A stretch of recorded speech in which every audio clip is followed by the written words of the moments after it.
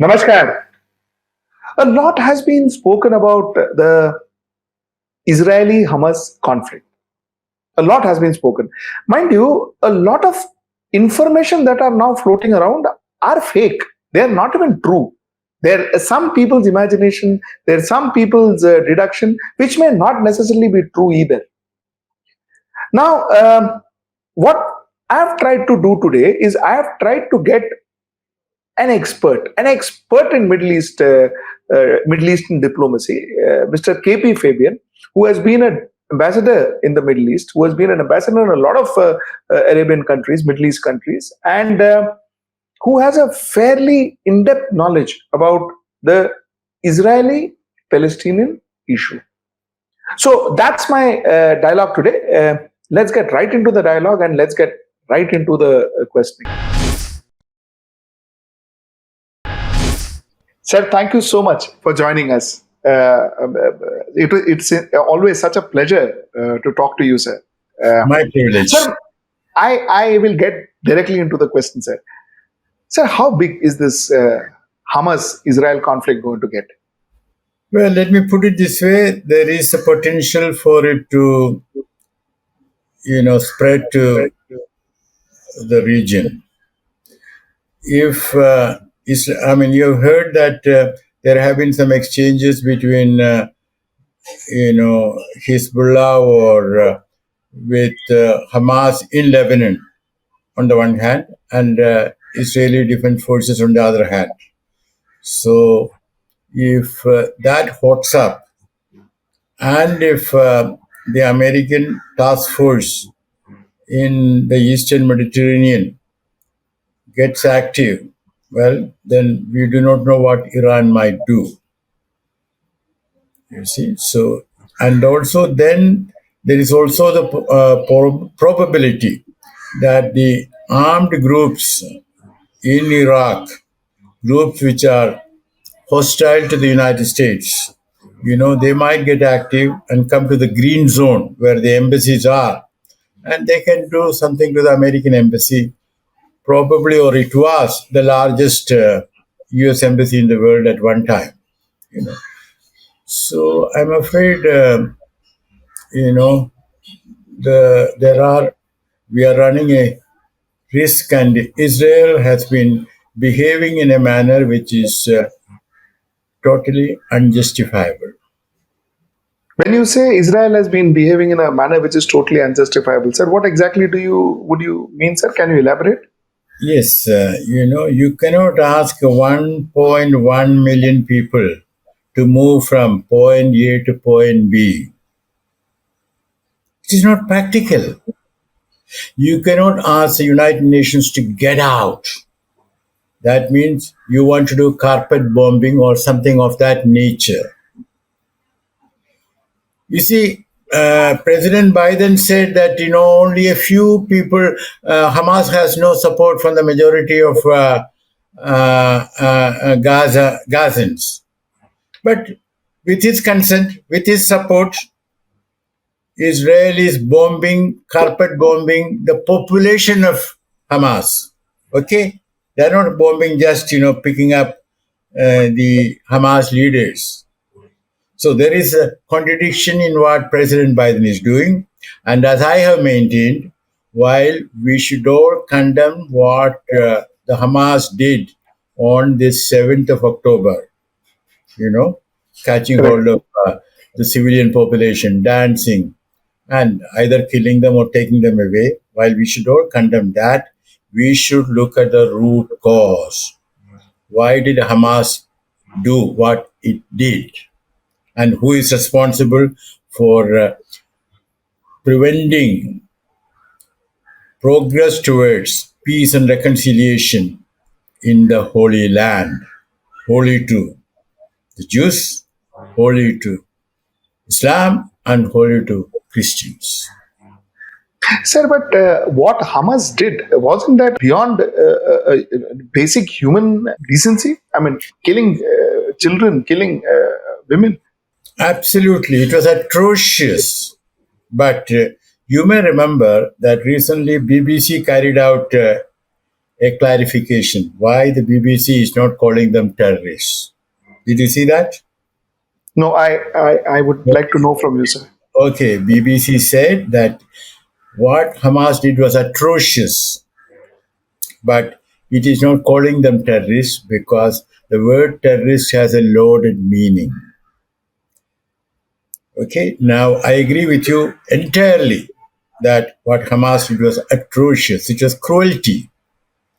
But a day before that, a young Muslim was shot dead in the West Bank.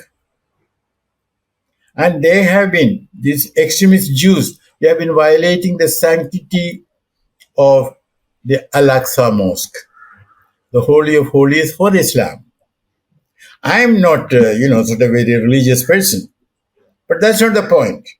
If for the Muslims it is a holy place, well, we have to recognize that and respect that, you see. And you also know that recently these far-right Jews, a Christian procession was going on. They were spitting on it.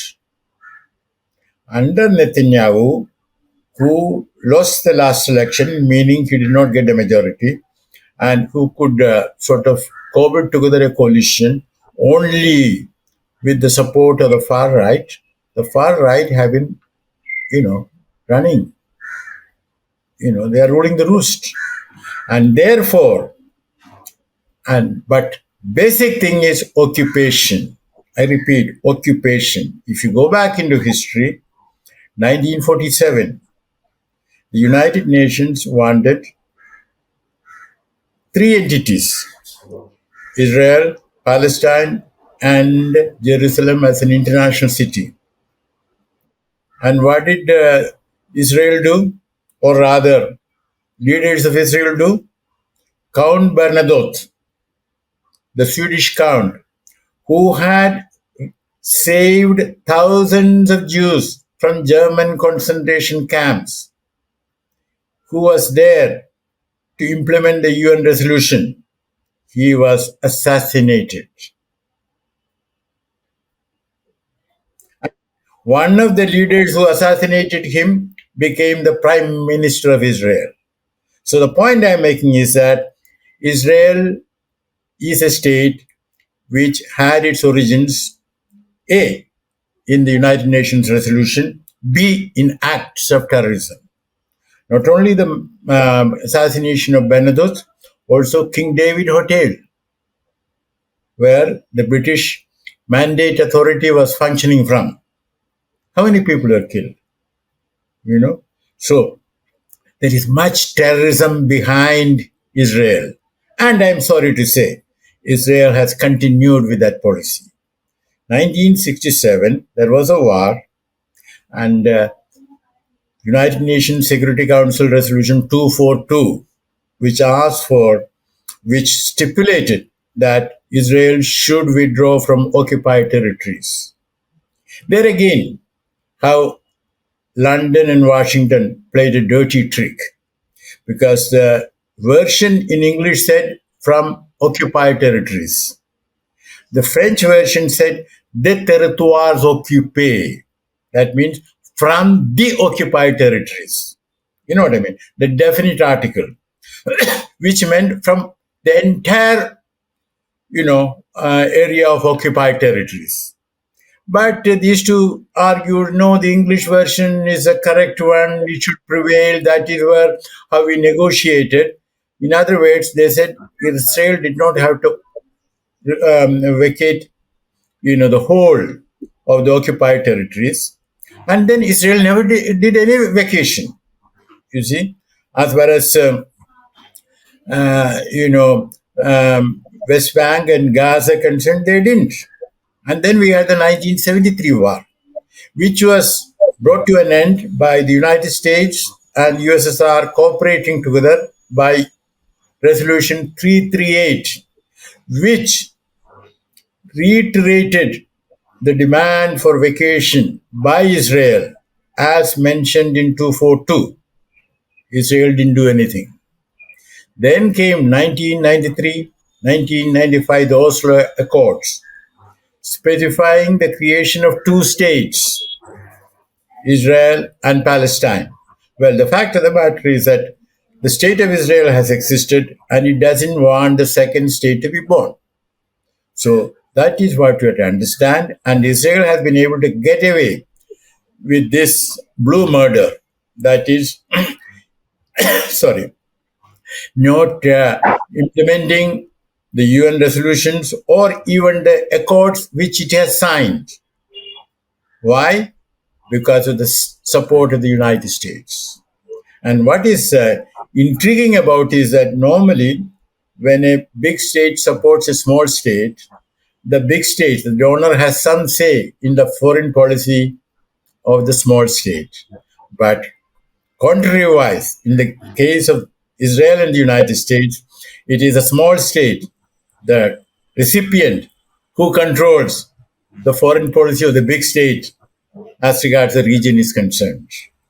We should all read Professor Meshmayer's book, The Israeli Lobby and U.S. Foreign Policy. See, this war seems to be, this conflict seems to be engulfing the world. I was thinking in terms of Arabic nations. I was thinking in terms of Middle East. Now it's come to China. Sir, how big is this going to get, sir? Two Israeli tourists being shot dead in Egypt. These are all individual incidents which we should certainly condemn.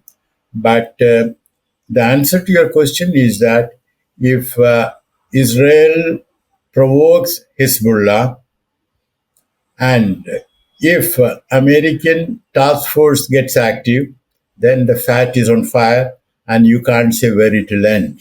Because even Israel, let me tell you, cannot handle both Hamas and Hezbollah at the same time.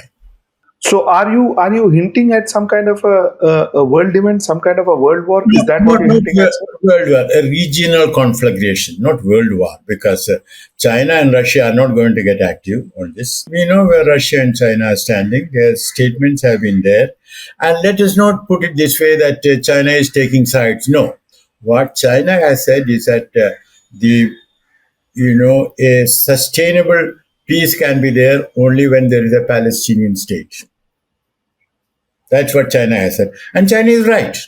China is not there taking sides. It is telling you what is to be done. Okay. Similarly, Russia has said there should be only sustainable solution is a Palestinian state, but then Russia added with East Jerusalem as its capital. Little more than what China said. Again, if you go back to 242, that is the position. The question is, are we living in a rule-based world order, which, Biden never gets tired of telling us about? He himself is violating the rule-based world order he talks about. So there you are. There is a moral bankruptcy, which you find among political leaders. That is, they cannot look at what is right and what is wrong. They've taken a side. So their side, whatever it does, is always right. This is not Homo sapiens. We call ourselves Homo sapiens. Sapienza in Latin or Italian means wisdom. Is this wisdom? Let's come to the Indian perspective. India has been right in the middle. And to a certain extent, when I believe, with my little understanding, right from 1948, India has been supporting Palestine to a large extent. And we only, I think, had our consulate in Tel Aviv in 1992, if I'm not mistaken. Sir, India, what is India's stance? And what exactly should be India's stance? Okay, let's go back into history. Yes. India voted against the United Nations Resolution 181 or 186, yes. I think. 181, sorry. Establishing, Israel, Palestine, and the international city of Jerusalem. Because what India thought was the best interest was one state where Jews and Muslims live together in peace. Okay, but you know that there has been an Israeli consulate general in Mumbai or Bombay since 1950-51. In other words, India had recognized the state of Israel in 1950 or 51, 50, sir. 1950. 50. Yes. The agreement in 1991, when Prime Minister Narasimha Rao was in office, it was about establishing resident diplomatic missions. So then, India established an embassy in Tel Aviv, and they established an embassy in Delhi. So that is establishing resident diplomatic relations. You know what I mean? Yes. So that was a position, but India had always supported the Palestinian cause. That is, the Palestinians are entitled to their own independent state, and Israel should withdraw from occupied territories. Now, what has happened is that on the 7th of October, when Hamas sent those drones and their men and committed those cruel acts, atrocious acts, then Prime Minister Modi put out a tweet, saying, showing solidarity with Israel and saying that India was against all acts of terrorism in all its forms and manifestations. Now, to my mind, this was an unbalanced statement because while we should condemn what Hamas did, at the same time, India's policy is supporting the Palestinian cause. So now let's see what happened. Prime Minister came out with this tweet, and for 4 days or so, there was silence from MEA. Finally, MEA has come out with a statement reiterating India's support for the Palestinian cause. Now, let me tell you that if I were a foreign diplomat in Delhi, I will tell my government, listen, the Prime Minister's tweet that tells you the real position of government of India. The MEA statement is only damage control. We can take note of it, but we do not have to take it seriously. In other words, under Prime Minister Modi, there has been a sea change in India's approach to the whole question. And I'm sorry to say, the moral bankruptcy I referred to earlier, which has afflicted Biden, well, I'm afraid it is proliferating. It is contagious, and it has afflicted Prime Minister Modi also.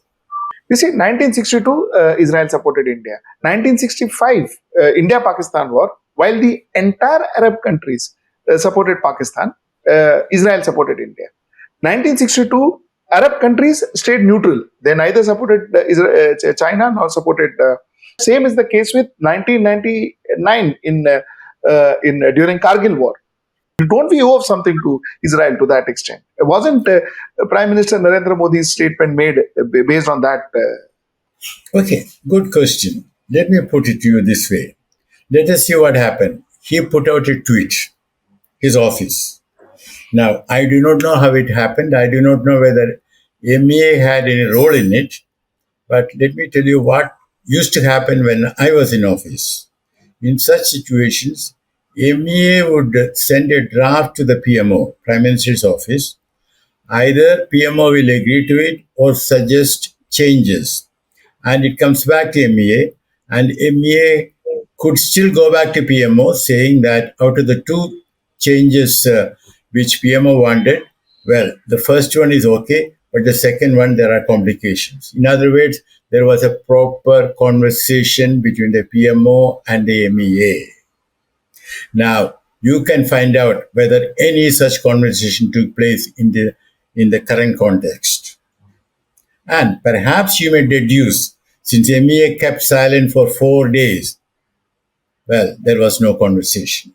So our style of functioning has changed, and I personally think it's the wrong style of functioning. Secondly, we could have supported Israel, but it is not beyond the competence of Indian diplomacy to find words which on the one hand supports Israel, but on the other hand tells Israel in a nice way, look, war has to be conducted in a certain way, not, sort of without any rules, not bombing civilians. So I wouldn't have put it in plain English like that, but we would have said both sides or all sides should respect the Geneva Conventions and things like that. So it was possible to come out with a balanced statement. I repeat, a balanced statement supporting Israel, but at the same time taking care of India's broad policy. This sort of unadulterated support without any nuance, well, that is wrong. Where should India stand? No, this sort of geometry or geography doesn't always apply to diplomacy. It's not a question of in the middle or siding with somebody. It's a question of making clear your position, India's position, in a manner which takes into account India's interests and also India's anxiety to have a peaceful world, which is again in India's interest. You can define your interest in a very narrow minded fashion, but you can also define your interest with a little more of ethical maturity. You see? So it's not a question of whether India supports Israel or India should have condemned the attacks made by Hamas. India should have said Israel has every right to defend itself, but we urge all parties concerned to abide by the rules of war, international law. Where does India's interest lie? India's interest lies with being friends with Israel, or India's interest lies being friends with the Palestine and the Arab world. Where does our No, interest lie? I'm saying I know the answer is gray. It is not black and white. I understand that, but just for our understanding. I think we are making, by phrasing that question in that manner, you are making a disjunction that is either or this. No, that is not. The world is gray. It's not always black and white. So it is in its interest to maintain its close, deep, broadening relations with Israel, defense and other ties, technological ties. That's one part of it. It's in India's interest to see to it that the Palestinians get justice. Otherwise, you will have again and again such outbreaks of violence. Okay, Israel's idea that it can root out Hamas, no, that is wrong. Then another thing, the oil prices can go up because of this. And another thing, India's G20, we spoke so much about India, Middle East, Europe economic corridor. Now that can get delayed. You see, as you know, this was the baby of Biden. You see, why? He was not so much interested in the corridor. He was interested in bringing Saudi Arabia and Israel together. Now that project is, I'm not saying that it's dead, but it's going to take time.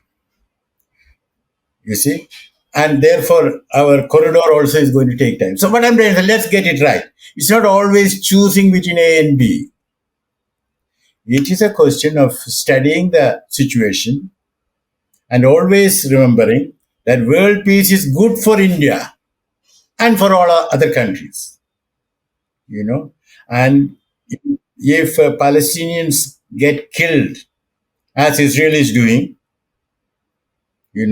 well, I don't think that's the end of the matter. And Netanyahu's claim that he is going to eliminate them, that's a pipe dream. You see, as I said, there has to be a Palestinian state. You see, Israel alone cannot have security. This security is indivisible. If A and B are neighbors, you can't say A should be secure, B need not be. Sir, I have two more questions to ask you. I've got 4 minutes more. Sir, as a as a diplomat yourself, how do you see this ending? How do you see what is the solution to this? How will this end? Okay, I believe that Hamas can do a couple of imaginative things to bring this to a speedy end. You know the question of the hostages. Now, Hamas said some time back that it will start executing the hostages if Israel doesn't stop bombing without warning. Now, that's not the best way of looking at it. I would have suggested one or two other options. That is, first of all, above all, I do not believe it is correct on Hamas's part to harm or kill the hostages. No, hostages should not be touched. But that doesn't mean Hamas can come out with a public statement. Well, we have 150 hostages. We have distributed them at 150 sites, list enclosed. Now we, quote unquote, invite Israel to bomb these sites. Then let us see what Israel would have done. Second, Hamas can do another thing, as I said again, without even touching them. It is possible to make videos showing that they are getting, killed. And when Hamas comes out with such videos, Biden or Netanyahu will not be able to say clearly whether it is a made up video or a real video. And then the families concerned will put pressure on them and say that, look, this madness, this dance of death and destruction has to end. And only Israel can end it by declaring a ceasefire. Concept of morality, concept of justice, concept of what is right and what is wrong. Sir, how much does all of this affect diplomacy, real-time diplomacy, actual diplomacy? I think we have to start with political science. We all know that the state is an instrument made by the human beings for their own good. The state is not a superior being, as philosopher Hegel mistakenly thought. He said it was the absolute walking on the earth. Second point, the power of the state is always exercised by individual human beings. Now, just because we are individual human beings, you may be a minister and somebody may be only a diplomat or a chief secretary. But the point is, the power is exercised by the human beings, and I maintain no human being is above morality. It's quite possible that there are occasions when the state has to use violence. The state has a monopoly of violence. That's correct. But it doesn't mean that the state is above morality. That we have to agree upon. And coming to your question between ethics and state policy, let us imagine that we discard ethics. Then we go back to what in ancient India we call Malsya Nyaya. The law of the fishes. The big fish eat the small fish. And then the big fish will start fighting with each other. So we need morality. A human being can be moral, but no human being can be amoral. No human being is beyond morality, So, and all those people who tell you that what your interests decide foreign policy, again, that is wrong. Let me tell you, when Obama was president, the nuclear deal with Iran was in the interest of the United States. When Trump became president, it suddenly ceased to be in the interest of the United States. So please understand, often, not always, the so-called national interest is decided by the establishment mostly in terms of its partisan interest. For Trump, it was necessary to go at Iran. So he said that. So, that is how foreign policy, unfortunately, is being shaped. But that is wrong, and let us recognize that. Sir, thank you so much for talking to us.